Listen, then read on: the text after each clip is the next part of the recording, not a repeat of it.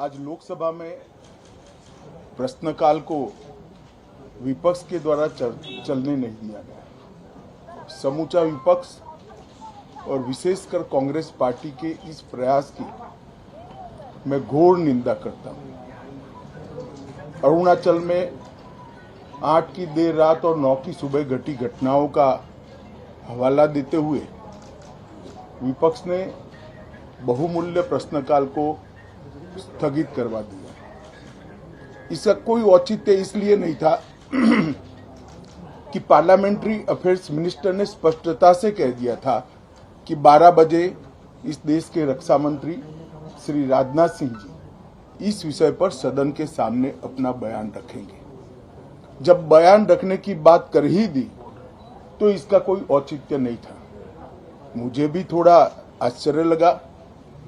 फिर मैंने प्रश्नकाल के सूची को देखा तो 5 नंबर का प्रश्न देखकर मैं इनकी चिंता समझ गया।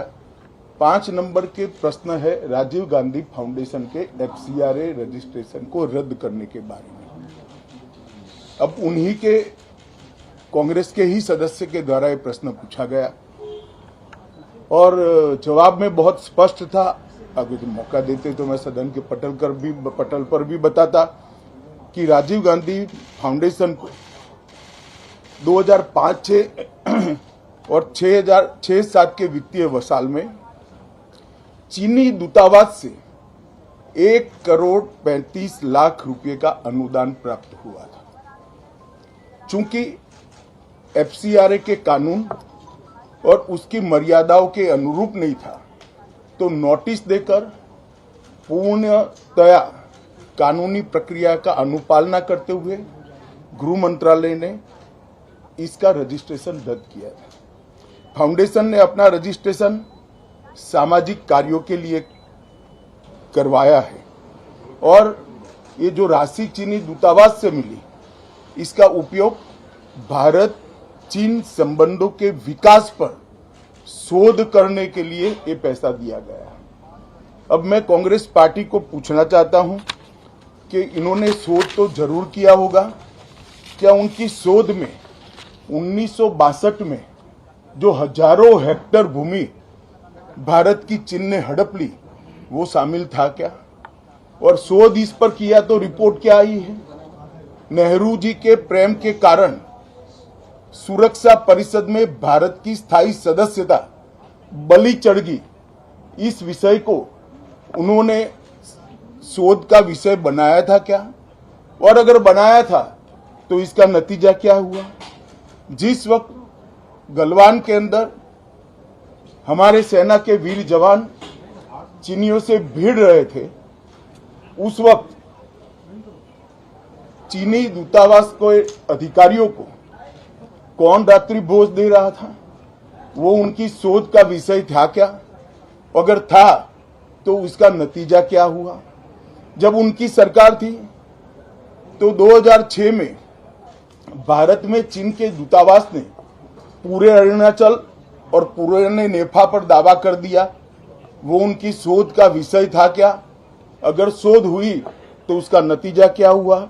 25 मई 2007 को चीन ने कांग्रेस के ही मुख्यमंत्री दोरजी खंडू को वीजा देने से इनकार कर दिया क्योंकि ये तो हमारा ही हिस्सा है अरुणाचल। ये भी शोध किया गया क्या? 13 अक्टूबर 2009 को मनमोहन सिंह की अरुणाचल यात्रा पर चीन ने आपत्ति जताई, वो आपने जांच किया है क्या? और 2010 में चीन ने जम्मू कश्मीर के लोगों को स्टेपल वीजा जारी करने की प्रथा शुरू की, ये भी क्या आपका शोध का विषय था?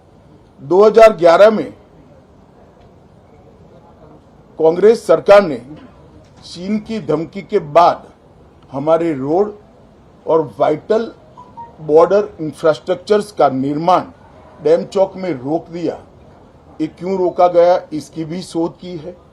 मैं कांग्रेस पार्टी को पूछना चाहता हूं, ये दोगला रवैया जनता के सामने नहीं चलता है।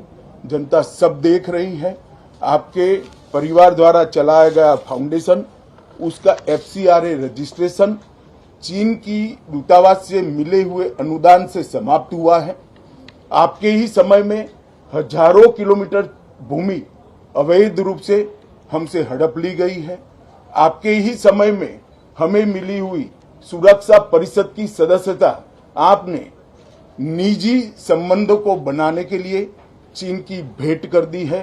ये सारी जनता इस सभी विषयों को जानती है। मैं इतना स्पष्ट कहना चाहता हूं कि भारतीय जनता पार्टी की सरकार है, नरेंद्र मोदी इसके प्रधानमंत्री है, और जब तक भारतीय जनता पार्टी की मोदी सरकार चल रही है, 1 इंच जमीन पर भी कोई कब्जा नहीं कर सकता।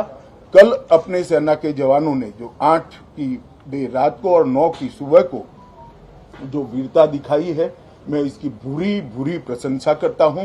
इन्होंने घुसे हुए सभी लोगों को कुछ ही घंटों में वापस खदेड़ दिया और हमारी भूमि का रक्षण किया है। राजीव गांधी फाउंडेशन के FCRA लाइसेंस रद्द होने का एक दूसरा भी कारण था। इस्लामिक रिसर्च फाउंडेशन की, जिसका प्रणेता जाकिर नायक है, जाकिर नायक को पूरा देश जानता है, उनसे भी 7 जुलाई 2011 को 50 लाख रुपया राजीव गांधी फाउंडेशन ने प्राप्त किया था।